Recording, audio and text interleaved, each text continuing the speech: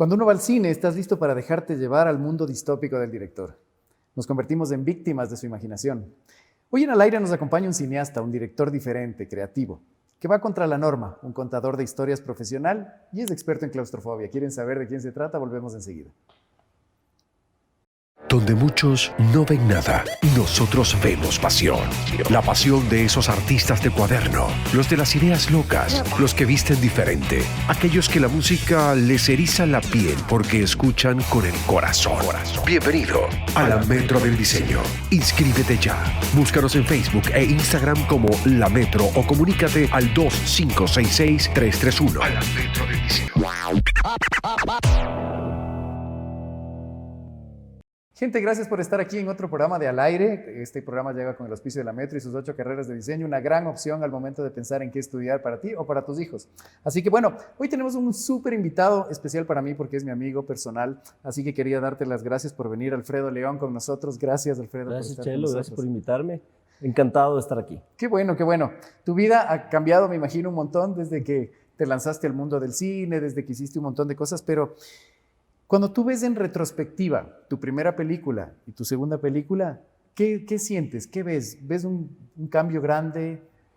Sí, yo creo que es chistoso porque ya ahora puedes ver hacia atrás un poquito y una de las cosas que me pasa es que siento que la obra que creas es un poco un reflejo de quién eras tú en ese momento, en el momento en el que lo hiciste. Es casi como ver hacia el pasado, ¿no? Y verte a ti mismo. O sea, por ejemplo, yo considero que mi primera película, Mono con Gallinas, es una película súper ingenua, súper sencilla, pero bien naif, ¿no? Y es un poco como yo era entrando al mundo del cine y descubriendo qué iba a ser ahí, ¿no? Y cuál era mi voz y mi manera de contar historias.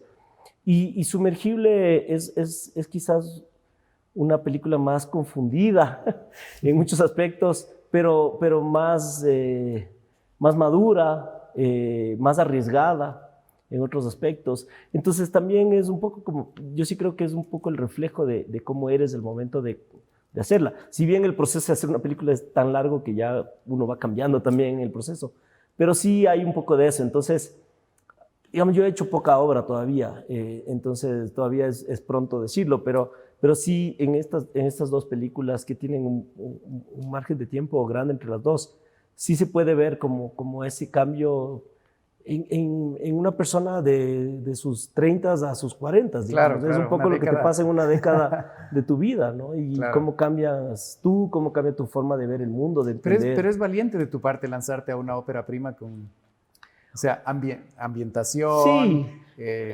A mí siempre me dicen que estoy loco cuando empiezo mis proyectos, porque siempre me dicen que son muy ambiciosos o son imposibles. O sea, no tienes idea cuántas veces he escuchado, no, eso no se puede, ¿no? Claro. Y me acuerdo cuando estaba haciendo Mono con Gallinas, me decían, o sea, ¿por qué no haces una película más pequeña, más sencilla, para que sea tu primera película?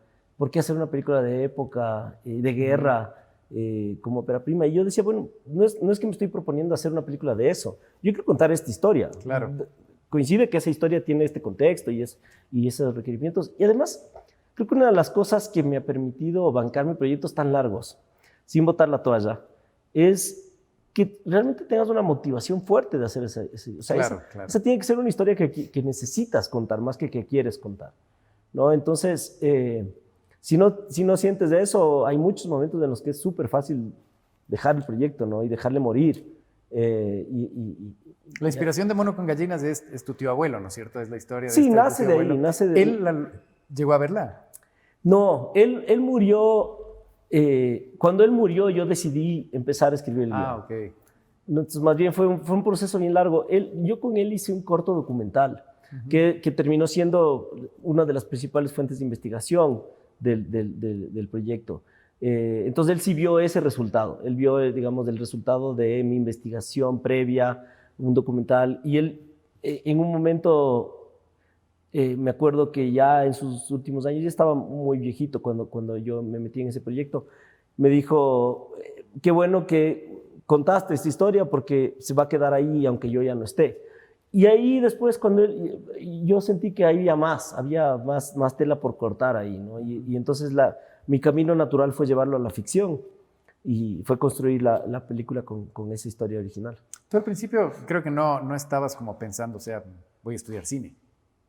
No, yo llegué un poco por accidente al cine. Sí. O sea, yo siempre, a ver, creo que sí, desde muy, muy chiquito quería estar relacionado a la creatividad, a áreas que signifiquen explorar la creatividad, ¿no? Desde niño me gustó la pintura, la música, siempre me metía a cosas creativas, pero nunca llegué a desarrollar un talento lo suficientemente grande en ninguna de esas áreas como para decir, ok, me voy a meter a eso de manera profesional.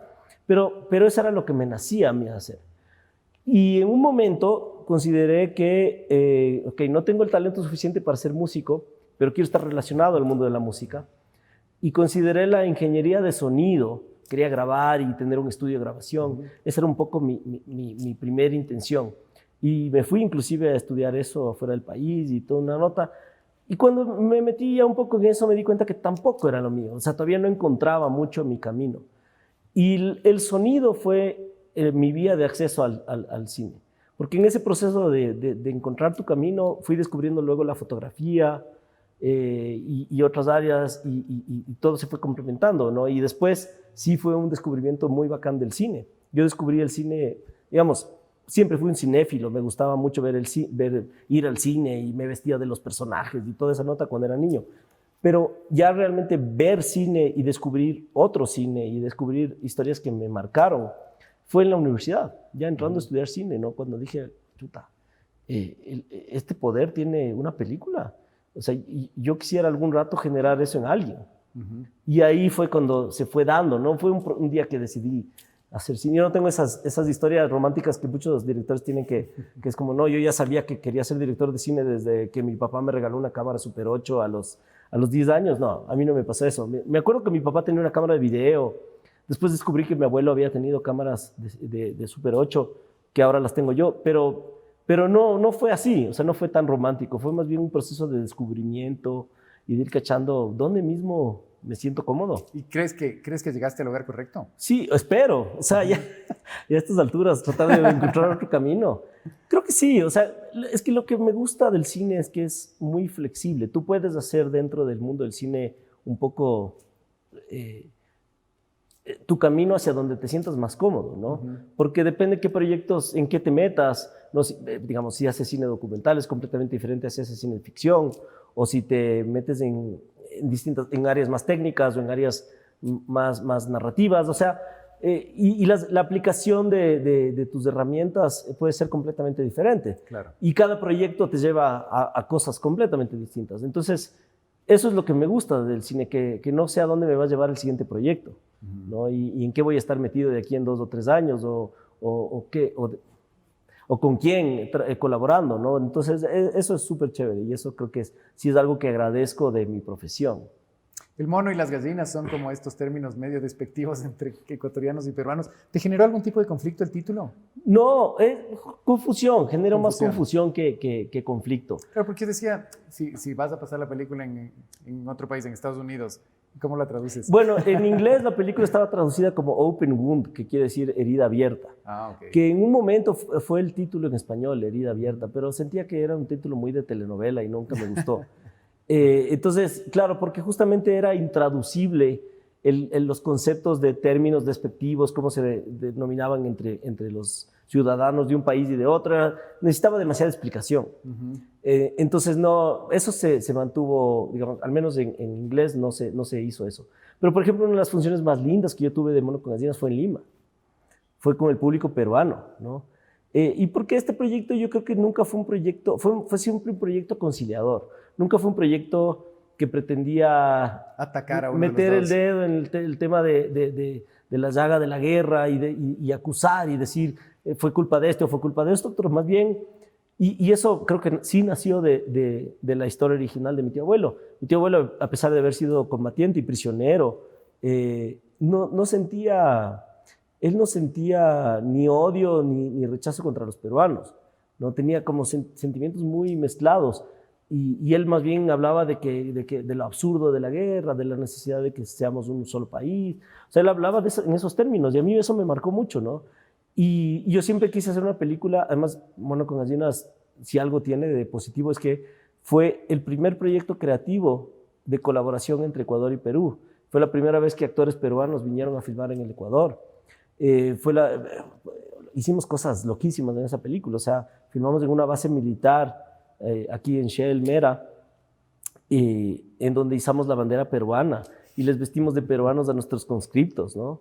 O sea, esas cosas impensables para gente de nuestra generación que crecimos todavía con el mapa partido en la mitad y con la rivalidad entre los dos países. Entonces, a mí me parece que fue una especie de firma de paz muy, muy linda, ¿no? Usando el cine como un proceso de reflexión, de remirar la historia, de recontar esa historia. Y esos son los valores que yo más aprecio todavía en esa película. Tú como músico, el tema de la elección del soundtrack y de la música que va a ir en tu película debe ser un tema como trascendental. Sí, ¿Qué no. lo piensas Sí, no, sabes que yo todavía no he logrado compaginar las dos cosas. Quizás porque no quiero dañarme lo que la música significa para mí.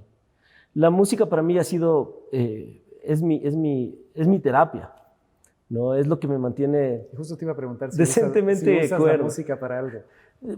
Es que la música para mí es de eso, o sea, yo soy un bajista y un guitarrista muy mediocre, pero me divierto un montón haciendo eso y me alegra la vida. Entonces, y eso, digamos, haciendo música y escuchando música. Y el cine es mi profesión y tiene otra feeling. Entonces, a mí más bien me ha costado muelas. No ha sido para nada sencillo y orgánico el musicalizar mis películas. No, para nada. Más bien todo lo contrario. Es uno de los procesos que más ansiedad me genera, que más temor me da.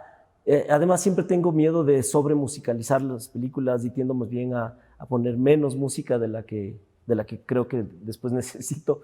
Pero son procesos también súper enriquecedores, trabajar con gente súper capa en eso. Y si tú te fijas, ninguna de mis dos películas tiene un soundtrack. Hay temas que son parte de la película, pero no hay una, digamos, no es una constante a lo largo de la historia. Quizás porque esas historias no lo necesitaban, no consideré que lo necesitaban. Pero no he logrado todavía hacer un proyecto en el que pueda juntar las dos cosas. Y no sé si quiero. No sé porque quiero que la música siga siendo lo que ha sido hasta ahora. Claro. ¿Te transformas cuando diriges?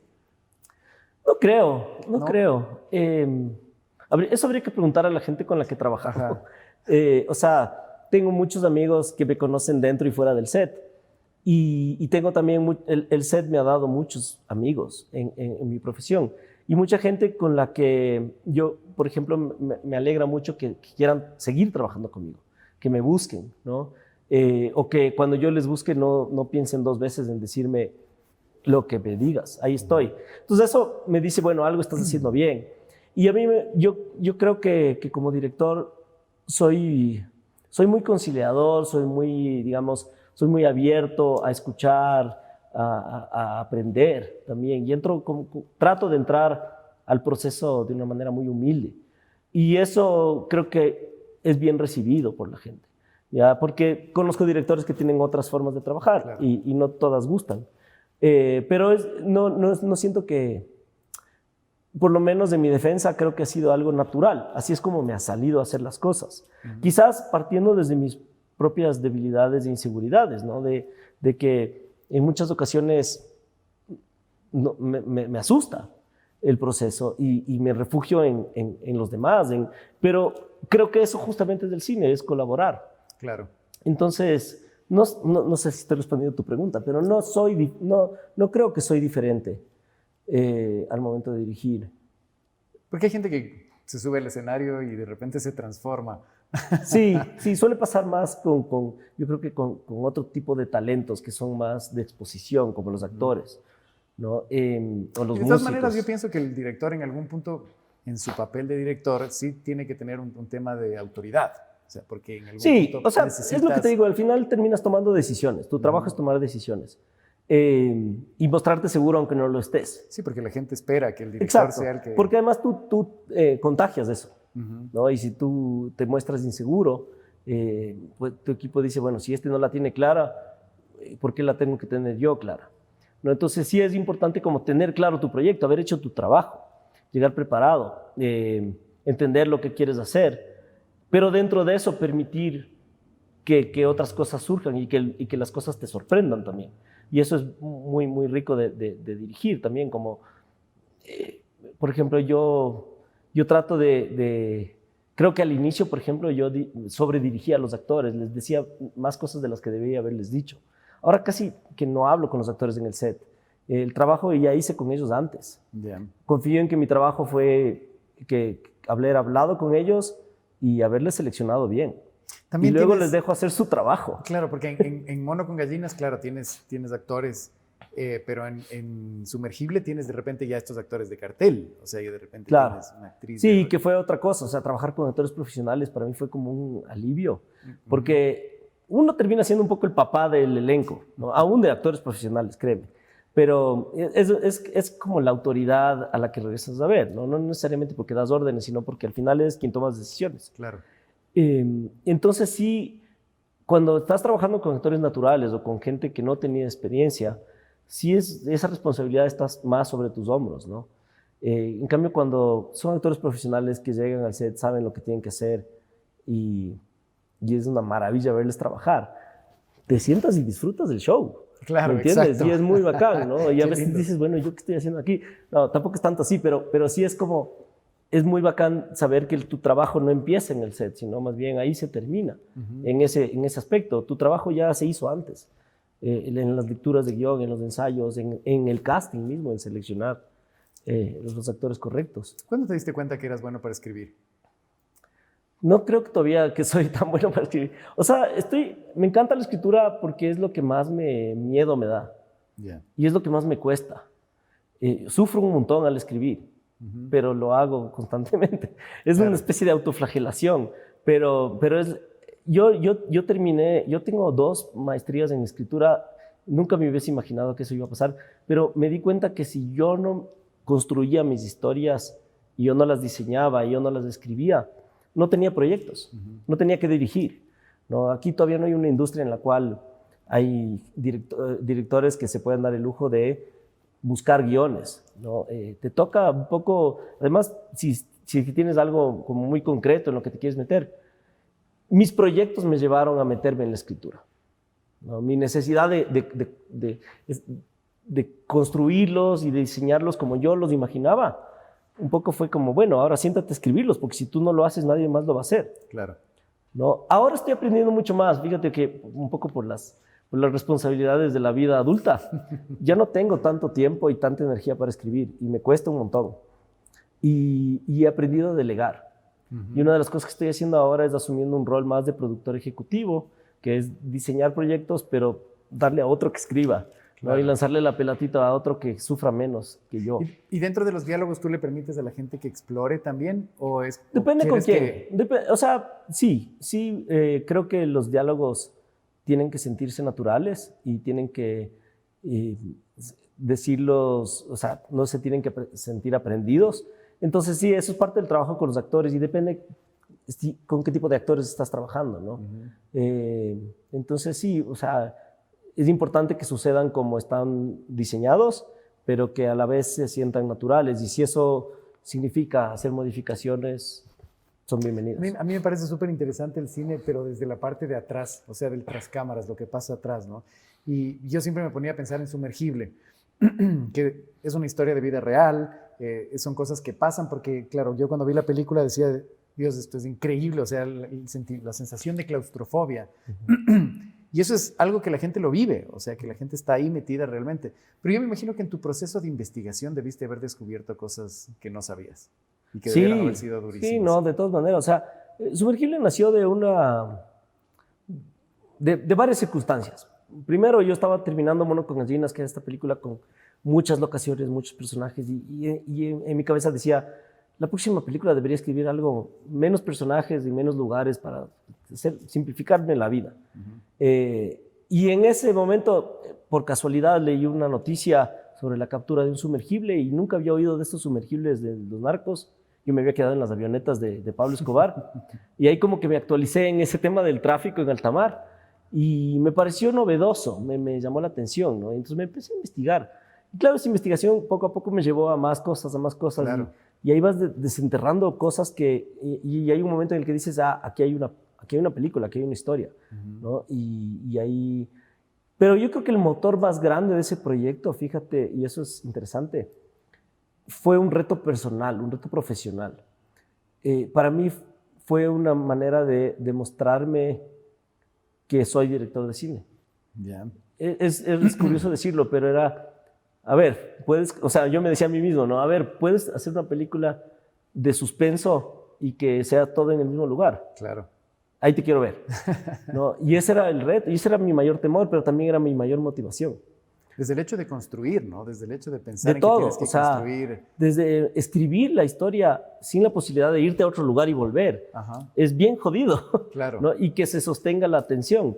Y luego pensar en que, bueno, sí, terminó siendo una película más sencilla, de 4 personajes en un lugar, pero no era cualquier lugar, No, había y que a mí me hacer un parece set, que termina y siendo terminó más siendo complicada. igual o más complicada. Porque Entonces, tuviste 2 intentos fallidos, creo, con sí, Sumergible. sí. Y aparte estrenaste en pandemia. Sí, todo y le aparte pasó a esta película. te mandaste algo que fue para mí súper interesante, esto de estrenar al mismo tiempo en cines y en plataformas digitales. Que O fue un sea, es como- desastre. O sea, no funcionó. Ya. Pero en ese momento sonaba como una buena idea. Ujú. Y era un poco acomodarnos a la realidad de lo que estábamos viviendo en ese momento. O sea, Claro. la pandemia nos agarró todos por sorpresa. La película estaba lista en el 2019 y por bien hacer dijimos, consigamos más plata para poderla estrenar mejor, hacer más promoción, estrenémosle el próximo año. Ujú. ¡Paf! La pandemia.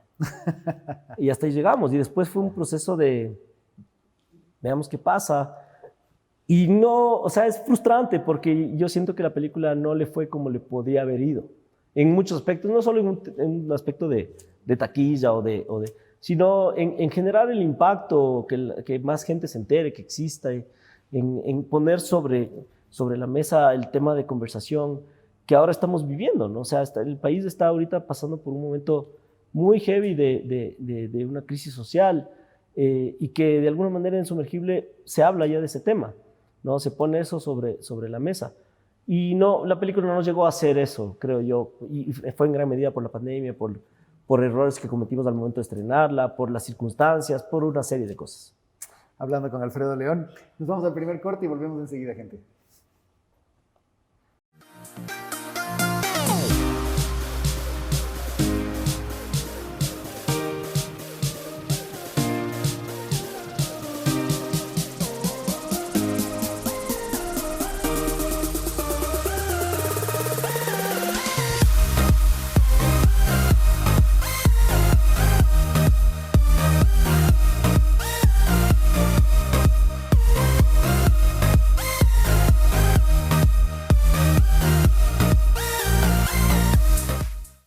Gracias, gente. Seguimos aquí en Al Aire con Alfredo León. Estamos conversando y metiéndonos un poco en el interior de cómo es hacer una película, ¿no? Este mundo interesante de cómo pensarla, cómo conceptualizar, cómo idealizar. Tengo unas preguntas del público. ¿Cuáles son tus referencias de películas? O sea, yo creo que todo lo que ves de alguna manera Sí. te influye, ¿no? Es imposible no robarse en el buen sentido todo lo que te marca, ¿no? Yo creo que el cine que de alguna manera, o el director que quizás a mí más me ha marcado en términos de el impacto que generó descubrir su cine, para mí fue el cine de Martin Scorsese, ¿no? Este cine tan de él, de su pertenencia, de su herencia italo-americana, tan neoyorquina en ese sentido, y cómo eso pudo evidenciar utilizando las herramientas del cine de una forma tan magistral, y nunca pensando mucho en la magnitud o la dimensión de sus proyectos en términos comerciales, sino más bien en ser fiel y auténtico a un estilo, a un tipo de historias, a un tipo de personajes. Yo creo que eso es un poco lo que a mí me marcó en el sentido de quizás una búsqueda inconsciente de tratar de hacer lo mismo a mi manera, ¿no? De decir, quiero hacer mi propio cine, cosas que nadie más pudo haberlas hecho de esa manera, con sus errores y aciertos. Y creo que eso es un poco lo que te marca, pero de ahí es inevitable que todo lo que veas, o sea, yo crecí, creo que como todos los de mi generación, crecimos con una exposición tenaz al cine de Hollywood. A Hollywood, claro. por ¿Cierto? supuesto. Y eso es lo que crecimos viendo y eso es lo que nos marcó. Por eso te decía yo que recién en la escuela de cine yo descubrí otro cine, ¿no? Y me volví cinéfilo de otra manera. Pero pero es inevitable que el cine con el que creciste esté de alguna manera marcado en lo que tratas de hacer ahora, ¿no? En tu manera de contar historias. Entonces hay, digamos, todo. Yo creo que todo el cine Total. ¿De dónde saca plata una película? de ningún lado. O sea, para hacer una película. No, yo creo que después. Yo creo que la pregunta va después. A ver, bueno, la película, digamos, hablando de la película como un producto, ¿no es cierto? Es un producto cinematográfico. La ventaja es un producto de ventas múltiples. ¿Qué quiere decir eso? Que no es como un reloj que te vende, digamos, desde este reloj, solo lo tengo yo, sino que la película se puede vender en múltiples ventanas de exposición y en múltiples territorios de exposición. Entonces, ¿cuáles son las ventanas comunes? La teatral, que se llama, que es las salas de cine, la televisión, que se puede dividir en televisión abierta, televisión por cable, las plataformas de streaming. Antes había lo que se llamaba el home video, que era los DVDs y VHS, que eso ya ha sido un poco eliminado. Y todas estas ventanas de exposición, de alguna manera, son espacios donde tú puedes vender o colocar tu película en distintos espacios. Pero no es fácil, no es que dices, yo tengo una película, vas y golpeas una puerta y dices, póngale ahí, sino que para eso existen los festivales de cine. Los festivales de cine son ventanas de exposición, ¿no? Es donde se compra y vende películas, básicamente. Entonces, las personas que hacen películas tratan de llegar al mejor festival posible, porque ahí van los mejores compradores posibles, o los mejores deals. Y tratar de ahí hacer acuerdos para vender tu producto y que esté en otros espacios. Entonces, la película recupera de taquilla, de salas de cine, recupera de ventas nacionales e internacionales en distintas ventanas, y básicamente es de eso, de su exhibición, ¿no? De los espacios en donde puede ser exhibida a públicos. También se puede hacer, depende del tipo de película que tengas también, ¿no? Hay películas que funcionan mejor en ciertos espacios, en otras en otros, películas más de nicho, más de festivales, más de cine de autor, más comerciales, más de plataformas, más de televisión. Depende un poco el estilo de películas, el tipo de comprador o de gente que busca tu contenido, ¿no? Hay ciertas películas como Sumergible que está hecha para el cine, ¿o no? Sí, es una película diseñada un poco para que sea una experiencia teatral, y es una película complicada de vender, porque es una película muy arriesgada en su formato, ¿no? Digamos, no es del todo comercial el hacer una película encerrada, levemente oscura, con la cámara moviéndose y un poco mareante, claustrofóbica, que te transmite el mal olor de un lugar. Claro. Y, ¿me entiendes? No es una película que el público escoge en una plataforma para tomarse un... Me voy a divertir. Ajá, me voy a comer un canguil y ver esta película. Entonces, es una película que muchas puertas se cerraron por ese riesgo que decidimos tomar, pero que fue un riesgo consciente, que de alguna manera dijimos, esta es la manera que hay que contar esta historia. Y siempre quisimos que sea una especie de experiencia inmersiva en el cine, ¿no? Que te permita ir. El diseño sonoro de la película es una de las cosas más bacanas que hay. Yo no pude verla en el cine, pero la vi en Choloflix y la vi con audífonos. Eso sí, que eso ayuda un montón, pero realmente verla en una sala de cine, el sonido fue diseñado para meterte adentro del sumergible con ellos, ¿no? Y que te sientas encerrado, que te sientas apestoso y que te sientas muerto de hambre. Sudoroso y Exacto. con una desesperación. Y una Entonces, que esa era la idea, que sea película. una experiencia inmersiva, ¿no? En gran medida. ¿Qué hacer para que aumente el público que va al cine? Nacional, me imagino. Buena de pregunta. películas ecuatorianas. No sé, hemos intentado tantas cosas. Yo creo que, a ver, es un poco de lado y lado, digamos. Haciendo un poco de mea culpa, yo creo que también hubo un momento en el que cualquier cosa se estrenaba en las salas de cine. Y eso alejó a mucha gente. Yo creo que sí hay que establecer un mínimo de calidad. No solo en aspectos técnicos, sino en aspectos narrativos, en qué historias contamos y cómo contamos, ¿no? Y el público un poco se cansó de eso, ¿no? Porque antes la gente iba más a ver películas ecuatorianas. Y por otro lado también creo que es una falta de interés o sea, yo converso esto hasta con mis alumnos, ¿no? ¿Qué han visto? Y muchos no han visto cine ecuatoriano, estudian cine y no han visto cine ecuatoriano, ¿no? Muchos llegan a mi clase y no saben qué he hecho yo. Y dices, ¿por qué pasan esas cosas, no? Y en gran medida yo siento que sí hay una falta de interés, una falta de de salir de nuestra zona de confort y de salir de las 4 o 5 multisalas que hay, cadenas de multisalas que hay en la ciudad, que nos ofrecen un poco lo mismo, y de las 2 plataformas a las que tenemos suscripción, que nos ofrecen un poco lo mismo, y buscar un poco más allá, ¿qué hay más allá? ¿No? Entonces... También siento que en algún punto el cine ecuatoriano como que se encasilló dentro de una misma historia, o sea, como esta historia de contar un poco de la problemática social y de lo que estaba pasando y todo, y de repente alguien comenzó a arriesgarse y comenzaron ya a hacer películas más de humor, un poco de terror. O sea, lo que pasa es que es un cine que está empezando. Entonces, cuando empiezas y estás haciendo poco cine, es natural que el cine hable de lo que tienes de lo que tenemos. Sí. Lo que necesitamos es que la industria cinematográfica ecuatoriana crezca, porque esto va a significar que haya más películas, no necesariamente mejores, pero haya más y haya películas de todo tipo. ¿Me entiendes? Entonces, de ahí, cuando tú generas un gran volumen de contenido, puedes tener más diversidad en ese contenido. Pero ese gran volumen no puede crecer si no hay un público. Claro. No hay una demanda. Entonces, sí, digamos, hay un poco de responsabilidad, yo creo que de lado y lado, ¿no? Y hay que empezar a encontrar puntos en común. Yo creo que ahora el Internet puede ser una gran vía de conexión entre el público que está dispuesto a ver cine ecuatoriano y el cine ecuatoriano. Claro. No sé si el cine ecuatoriano tiene que ser diseñado para las salas. Digo esto después de haber hecho Sumergibles diseñándole para la sala, pero sí me entiendes. Por supuesto. Vamos a irnos al tema random. Gracias, gente, por sus preguntas. Siempre son súper entretenidas, así que síganos mandando preguntas. Ya les vamos a avisar quiénes vendrán. Así que, nada, nos vamos a ir a este tema random y que la tecnología nos diga de qué vamos a hablar.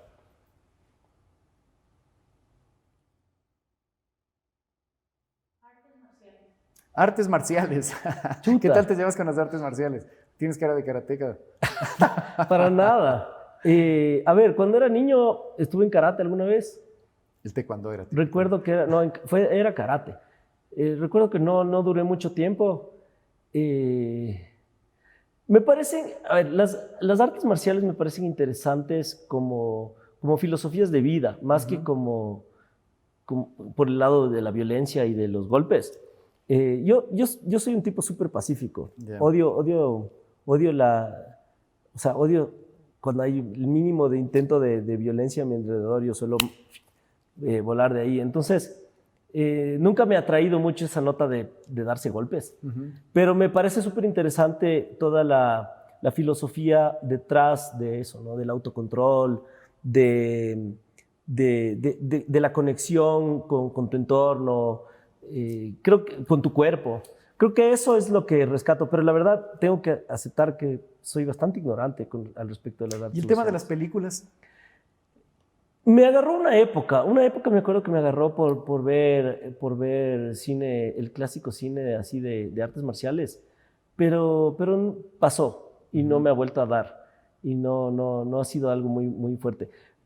Creo que me he quedado más en otro tipo de cine de acción y otro tipo de violencia, pero no tanto en esa nota de las artes marciales.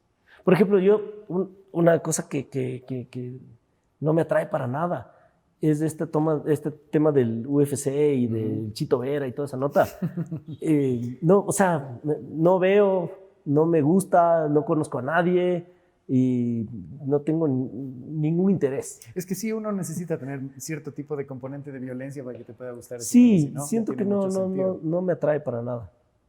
Bien, y es interesante el tema de la cultura que conlleva, ¿no? Lo que nos dices, o sea, toda esa filosofía. Sí, creo que eso es lo que rescato, digamos. Eso es lo que me parece súper interesante en general de las culturas orientales, ¿no? Ajá. Pero no, así de que me llame la atención practicar alguna arte marcial o algo. Y poniéndose a pensar en esto desde el nombre, ¿no? El tema de que se llame un arte marcial.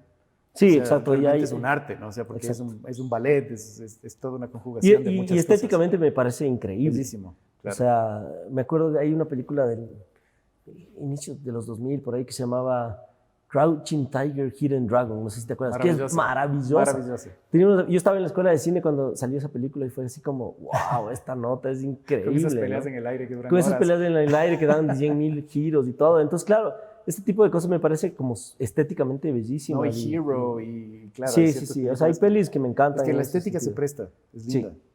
Bien, hablando de artes marciales, con el Alfredo nos vamos a ir a un corte y volvemos enseguida.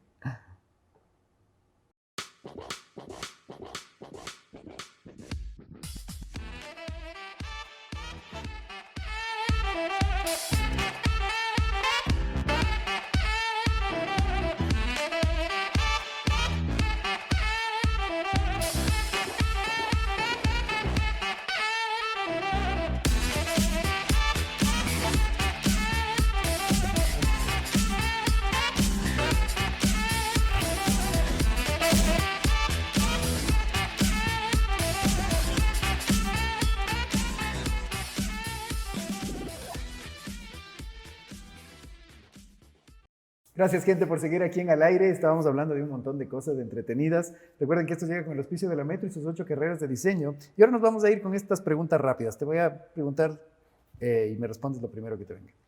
Recomiéndanos una película. Sumergible. Vean Sumergible, por favor. Sí, Sumergible. ¿Qué película les recomiendo? Les recomiendo Con mi corazón en Yambo, de María Fernanda Restrepo.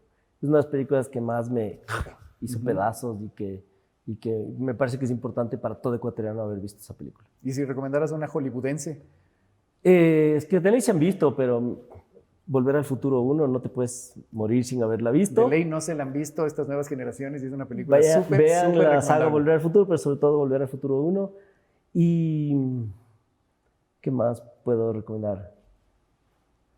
Vean los clásicos. Vean City Lights de Chaplin.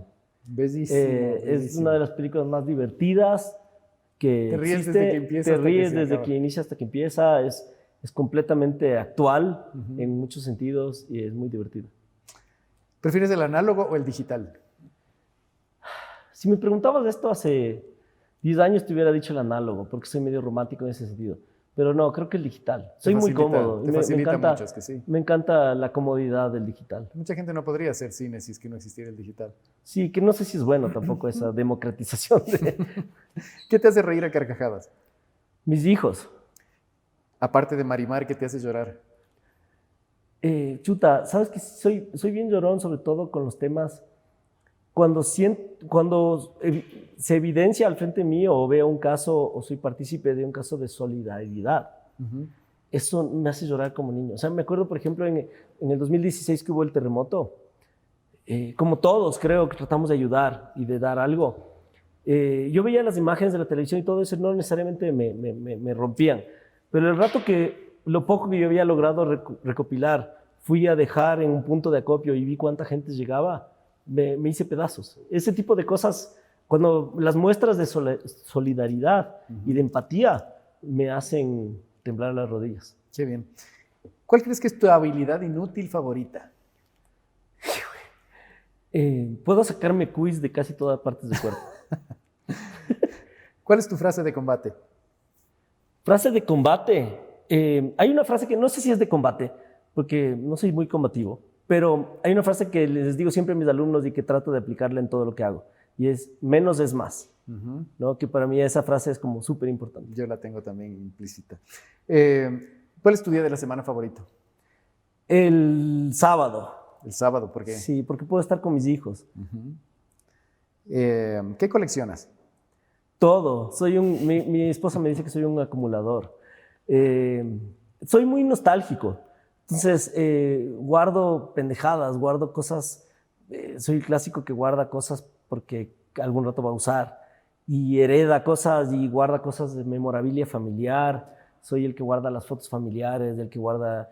Si mi abuelo hacía una colección de algo, cuando se murió, yo soy el que se queda con la ¿A colección. quién le vamos a dar? Al Alfredo. Claro, y yo soy el que tiene todas esas cosas guardadas. Entonces, colecciono un poco de todo. ¿Qué te ofende? ¿Qué me ofende? Que me hueveen, que me tengan hueveando. O sea, una de las cosas que más me ofende es el que te digan que sí, que no, que te tengan así como en ascuas. Eso realmente me ofende y es algo que me indigna. Ya. Gusto culposo. Gusto culposo, tengo algunos. Uno que nadie sabe, ni mi esposa sabe este. Cuando estoy solo en el carro, me encanta escuchar a todo volumen rap en francés de los 90s. Ah, bueno. No sé por qué. Bueno, sí sé por qué. Porque me trae recuerdos de cuando me fui de intercambio en sexto curso en el año 98. Viví en Bélgica y mis amigos de allá escuchaban ese tipo de música. Y me trae mucha nostalgia. Como te digo, soy muy nostálgico. Entonces, Es algo que hago, no siempre, pero a veces, y me encanta. ¿Eres de autos y edificios o de campo y animalitos? Me gustan las dos cosas. O sea, disfruto mucho del campo y los animalitos, pero no creo que podría vivir en el campo rodeado de animalitos. Y disfruto mucho de la ciudad y de los autos, pero me agobia mucho la ciudad también. Claro, seguro.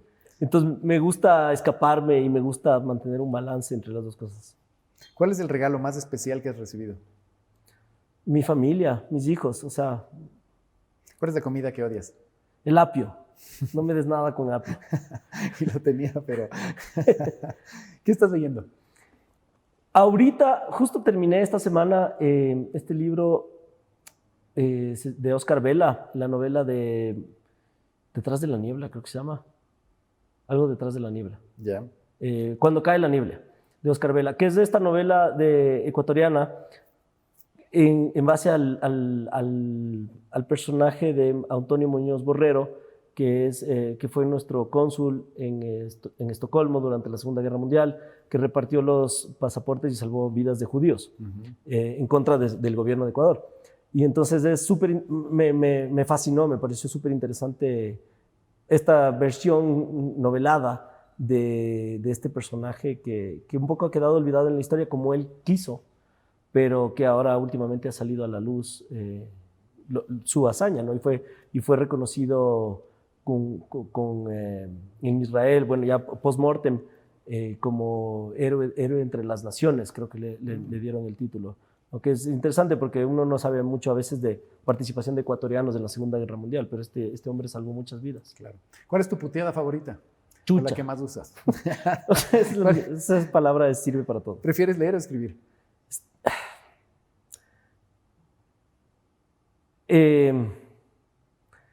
Escribo más de lo que leo. Yeah. Me gustaría poder leer más. Disfruto mucho de leer. Como te dije, para mí escribir es un poco una tortura, pero hago más de eso. Escribo más que leer. ¿Cuál es tu música favorita ahorita? Ahorita. O lo que estás escuchando ahorita que te tiene como, aparte del rap en francés. El rap en francés es un gusto culposo, no es mi música favorita, ni mucho menos. Ando súper metido como en el rock indie en inglés, como así cosas súper independientes, alternativas, medias raras, rebuscadas. Eso ando como tratando de... Me encanta cuando... Yo mismo me felicito a mí mismo cuando descubro a alguien nuevo y me gusta en esa onda. ¿Eres de llamar o WhatsApp? De WhatsApp. ¿Y grabas mensajes de más de un minuto? Chuta, sí, lamentablemente. ¿Perro, gato u ornitorrinco? Gato no, porque les tengo alergia. He tenido perros, pero ahorita estoy en un momento en el que no quiero saber de perros, entonces te diría ornitorrinco en este momento. Bien. ¿Eres goloso? Sí, soy goloso. ¿Prefieres bailar o beber? Se puede hacer las dos cosas. Se puede.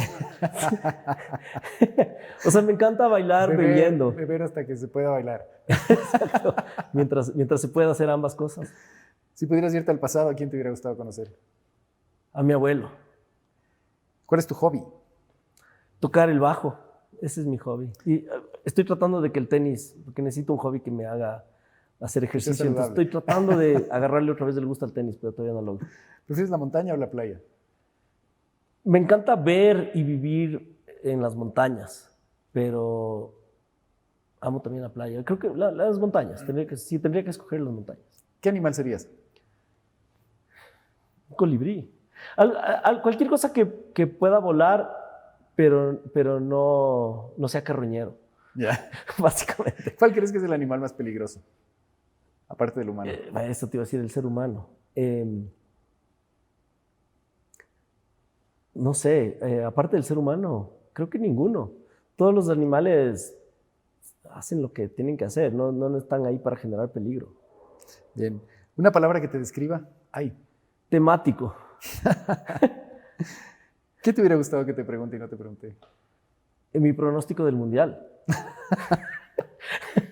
Con el pronóstico del Mundial del Alfredo nos vamos a quedar en la intriga y después vamos a preguntarle cuando se acabe si es que le atinó o no. Te agradezco un millón. Gracias también, Por haber encantado. venido. Me he Gracias divertido a un todos. montón. Gracias a todos ustedes por esto. Gracias a la productora que está aquí atrás nuestro, Gala Metro, que nos brinda este espacio increíble. Y nada, nos volveremos a ver cuando estés con tu siguiente proyecto, seguramente. Ojalá no sean 10 años. Esperemos. Gracias, gente, por estar con nosotros y recuerden que este programa siempre está al aire. Chévere, bacán.